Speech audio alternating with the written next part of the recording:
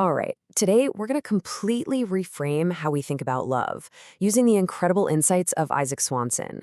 So forget everything you've been told about finding the one. We're going to explore love not as some magical feeling you just stumble upon, but as an actual architecture, something you have to build piece by piece.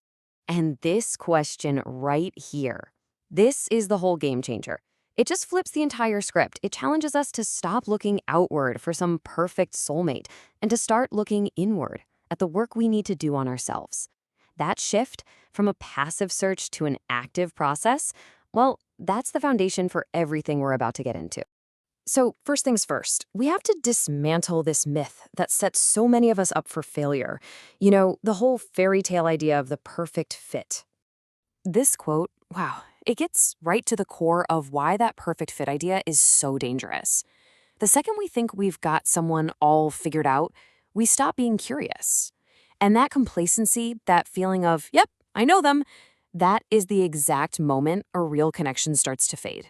This completely changes how we should think about compatibility, right? It's not some static checklist you tick off at the beginning. No. Swanson's point is that real compatibility is something you prove over time through this shared willingness to adapt and grow together. It's not proof that you're a perfect match, it's proof that you're both willing to do the work. So what's the antidote to that deadly complacency we just talked about? It's right here. It's curiosity. Curiosity is the engine that keeps a relationship alive and breathing. It's that daily choice to keep asking questions, to keep learning, and to see your partner for who they are today, not just the version you met a few years ago. Okay, so if the whole fairy tale perfect fit thing is a bust, what's the alternative? What is the real chemistry, the actual stuff that builds the foundation of a connection that lasts? It's so easy to confuse attraction with connection. That initial spark, yeah, that's just the opening chapter. It gets you in the door. But whether this story has a happy ending, well, that's decided by something much deeper, much more stable: emotional safety. So, what is emotional safety really? Just think about this definition for a second. It's not about your partner always getting you perfectly. It's about creating a space where you feel safe enough to be misunderstood, where you can be messy and imperfect and even wrong without being afraid of judgment or abandonment. That that's the real bedrock of intimacy. We're sold this myth that passion is the fuel that keeps a relationship going. But passion, it ebbs and flows. That's just natural. Swanson argues that the real, sustainable fuel is something much quieter, but way more powerful: attention. Just the simple, deliberate act of noticing, of listening, of being present. And this redefines romance entirely. It's not about the huge, grand gestures that happen once in a blue moon. It's about the small, consistent acts of attention that, when you repeat them over and over, build this incredibly powerful current of connection. That quiet daily effort, that's the most romantic thing of all. Okay, so if a relationship is built on safety and attention, what happens when things go wrong? What about conflict?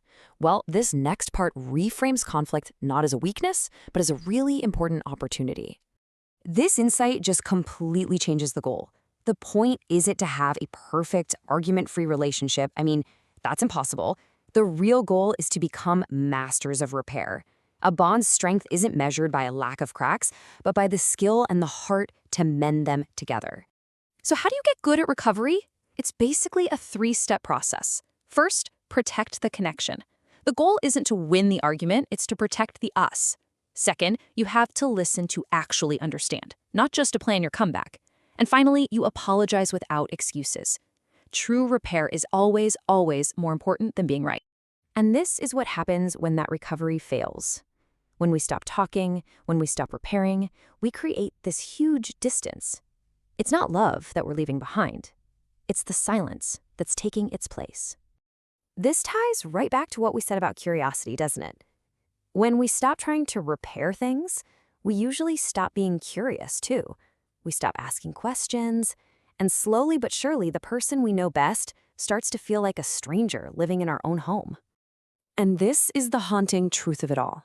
The official breakup, that's just a formality.